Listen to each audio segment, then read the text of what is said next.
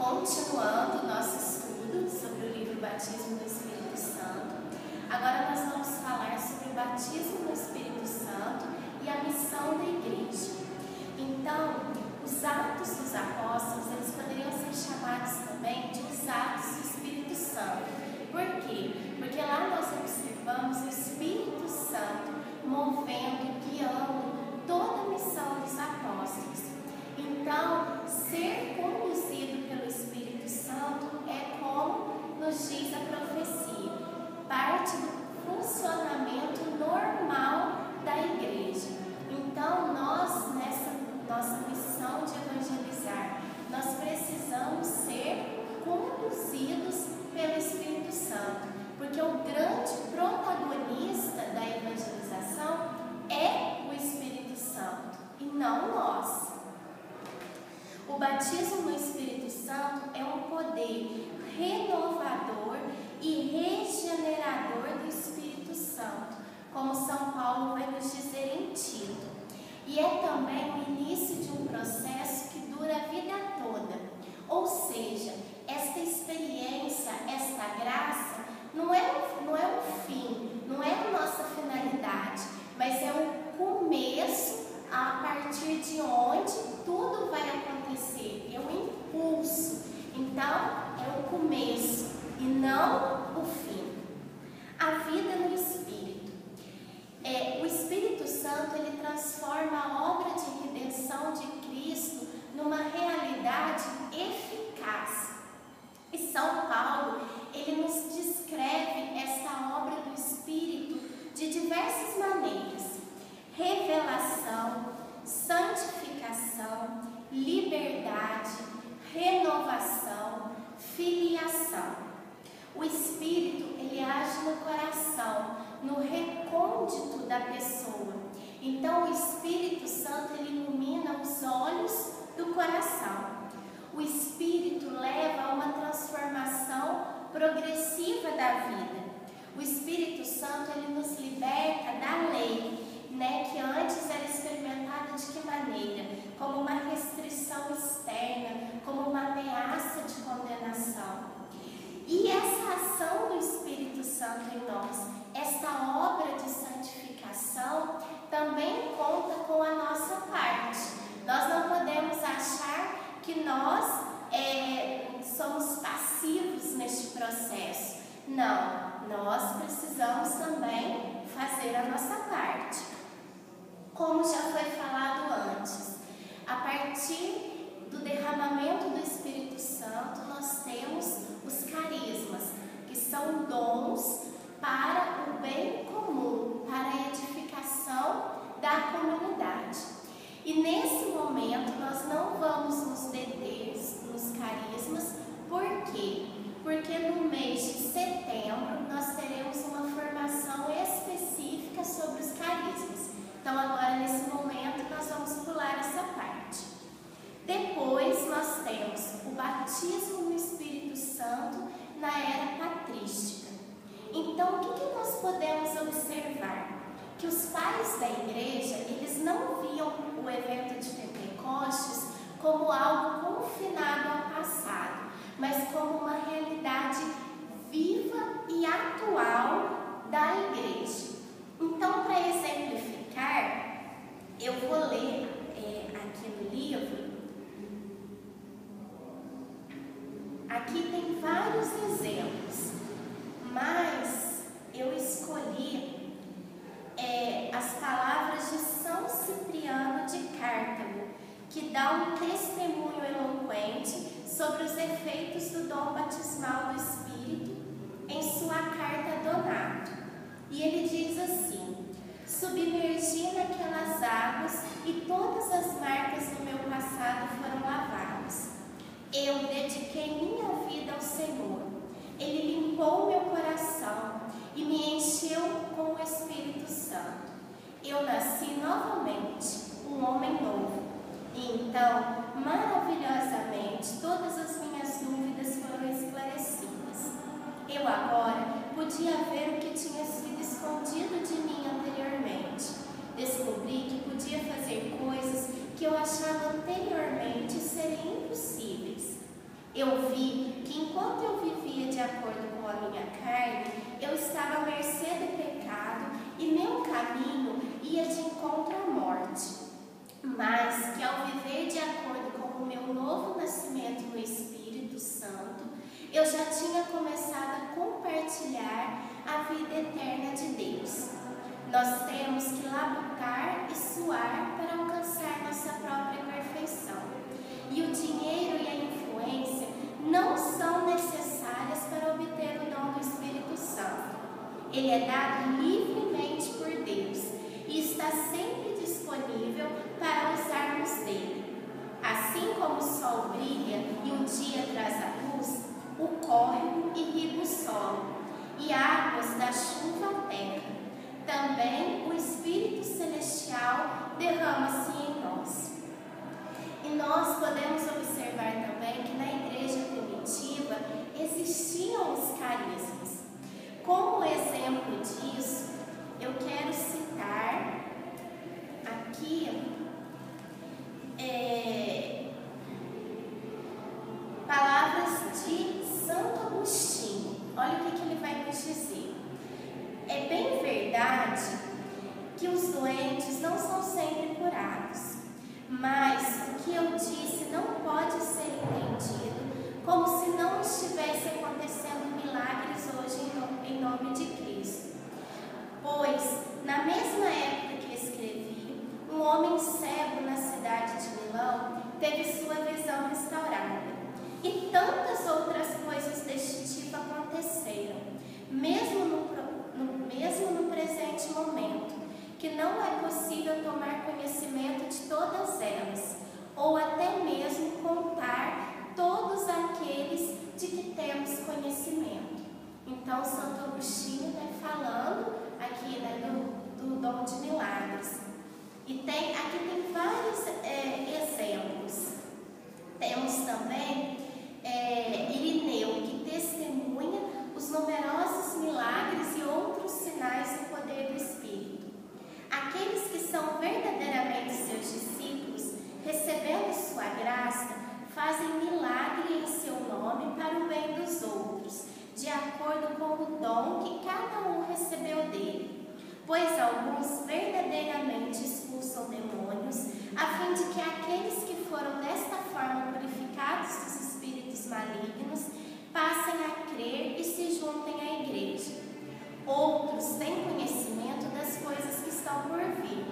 Eles têm visões e falam em profecias. Ainda outros curam os doentes, impondo suas mãos sobre eles, e eles são curados. Sim, além disso, mortos foram ressuscitados e permaneceram entre nós por muitos anos. E o que mais posso dizer? Não é possível nomear o número de dons que a igreja em todo o mundo tem recebido de Deus em nome de Jesus Cristo, que foi crucificado sob Pôncio Pilatos. Tão pouco que ela exerce diariamente para o benefício dos gentios, não enganando ninguém, nem recebendo qualquer recompensa deles por conta de tais milagres. Pois da mesma forma que recebeu livremente de Deus, livremente também os ministros. Então, são palavras, dos pais da igreja. Reflexões teológicas a respeito do batismo no Espírito Santo. Então, nós sabemos que os primeiros católicos que receberam esta graça, eles tinham sido profundamente tocados pelo recente concluído Concílio Vaticano II e pela sua dimensão ecumênica e sua experiência inicial. Então, eles entenderam esses primórdios como cumprimento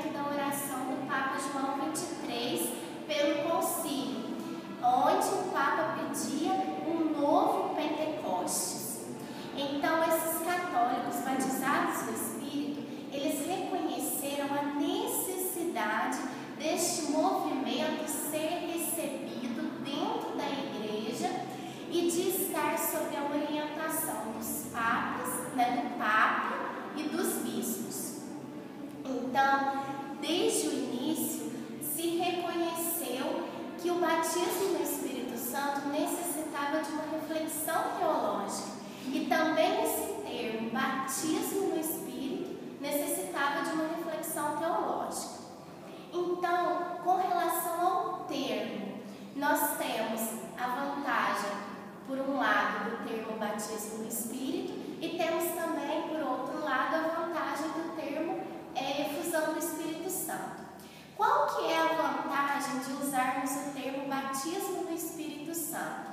É que desta forma nós preservamos a linguagem usada por João Batista e por Jesus, né, quando eles se referiam ao cumprimento da obra de redenção.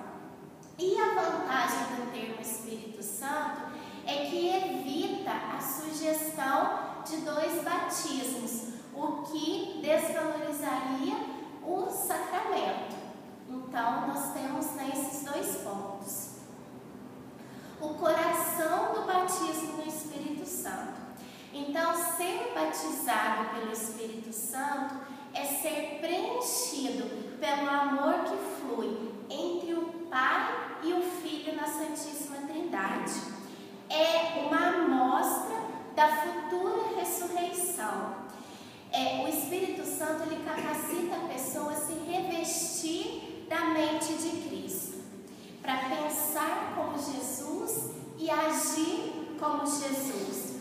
Esse batismo no Espírito nos leva à vitória contra o pecado, nos dá autoridade contra as tentações e nos leva ao crescimento nas virtudes. Bom, agora falando da dimensão institucional e carismática da Igreja. A dimensão institucional e carismática da Igreja são coessenciais para a constituição divina da Igreja. Então, o que é a dimensão institucional da Igreja?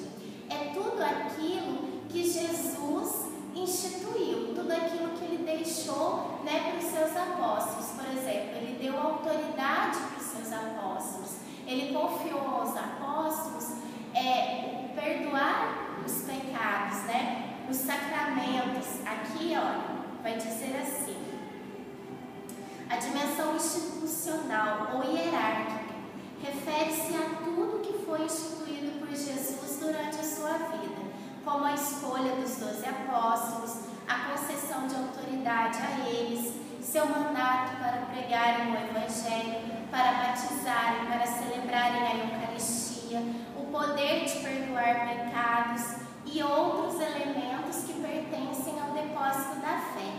A dimensão carismática da Igreja, qual que é? Ela se refere, a todos os dons concedidos pelo Espírito Santo em Pentecoste e toda a ação do Espírito Santo, tudo aquilo que ele continua movendo na nossa realidade, ainda hoje. E essas duas dimensões, elas precisam caminhar juntas. Por quê? A dimensão institucional, ela vai preservar a dimensão carismática de todo erro, não vai nos deixar errar.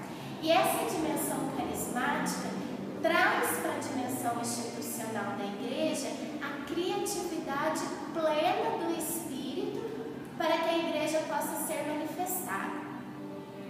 O batismo do Espírito e os sacramentos de iniciação.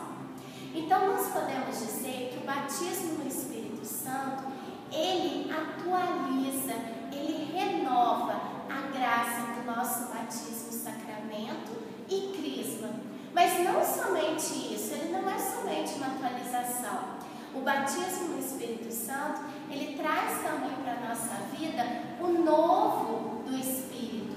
É uma obra nova do Espírito Santo agindo em nós, nos nossos corações. São novos dons que nos são dados, que são derramados sobre nós.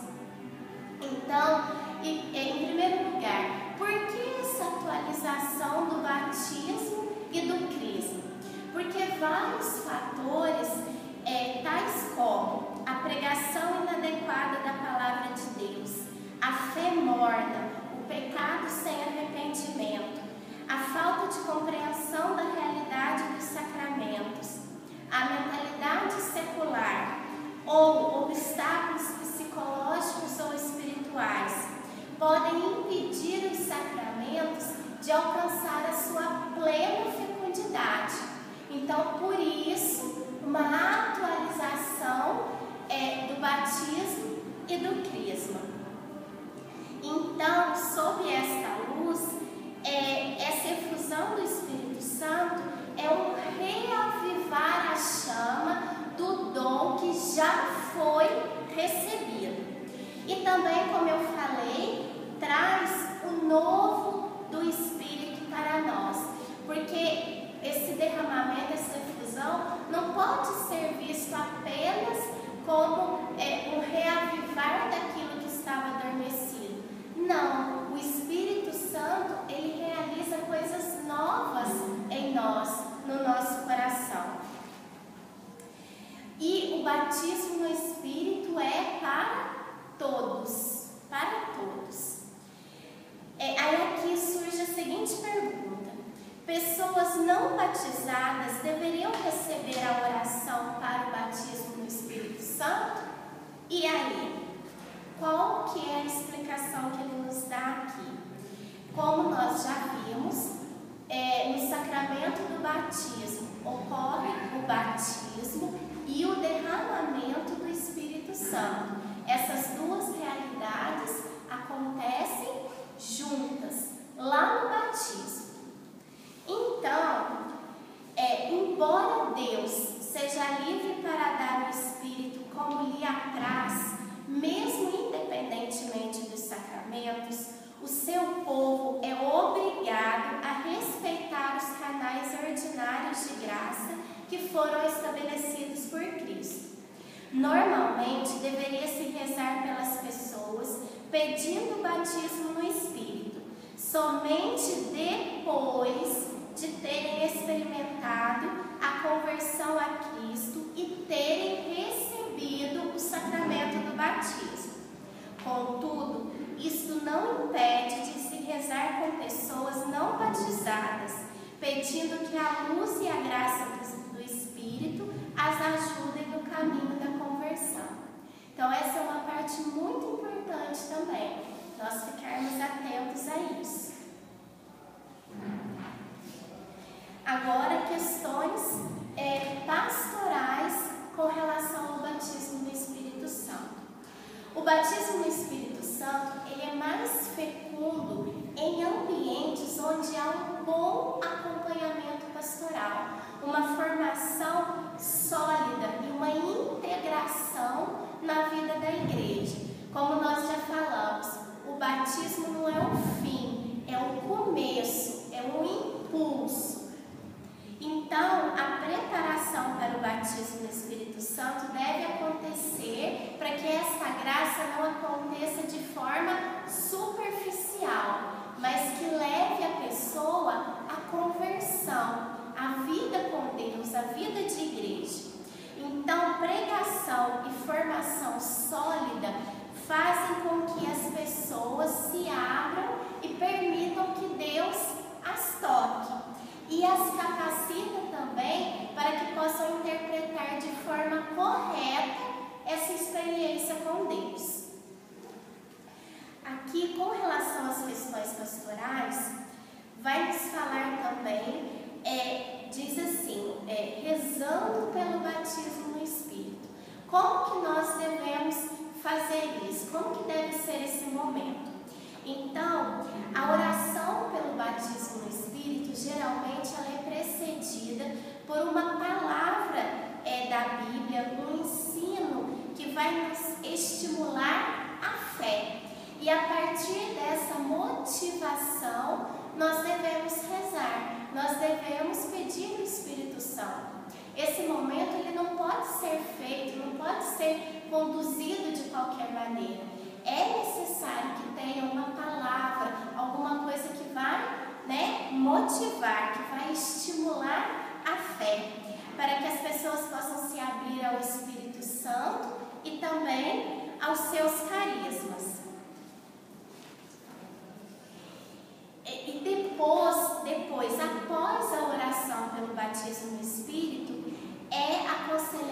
ter um momento para adoração, para ação de graças.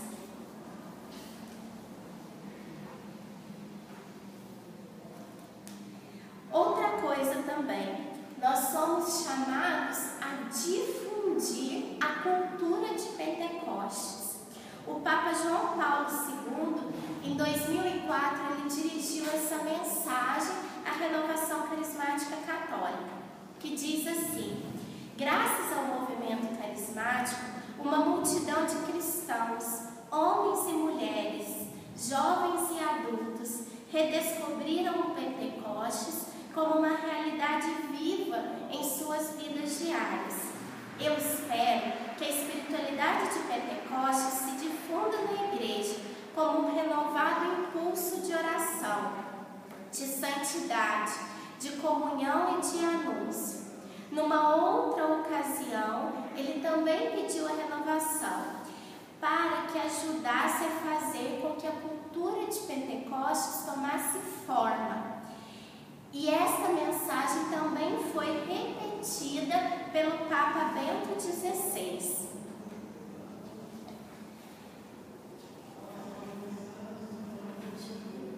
Então, dessa forma, dessa maneira, nós terminamos essa exposição do resumo do livro Batismo no Espírito Santo do ICRES, e nós convidamos a todos que puderem a comprar, adquirir esse livro e ler, porque aqui nos traz muitas informações importantes. E todo esse estudo que nós fizemos foi apenas